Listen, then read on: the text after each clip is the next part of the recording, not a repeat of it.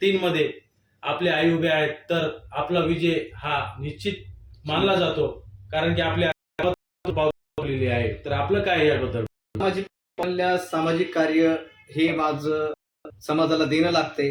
त्याचं भागभांडवल न करता मला पुढं काय करायचंय, समोरच्यानं काय केलं, प्रश्न न मांड, मला येणाऱ्या काळात लोकांचं जेवढं काही सामाजिक कार्य करता येईल ते करत राहील.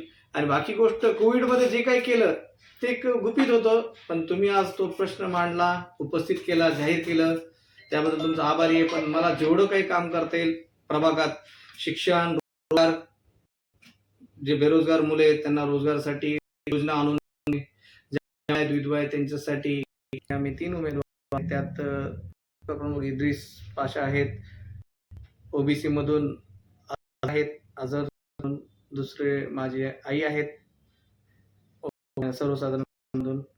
तर निश्चितच जरी उमेदवार ह्या तिन्ही ते इम्तियाज जलील साहेब स्वतःचा वेळ काढतील, आम्हाला वेळ देतील आणि नक्कीच आम्हाला निवडून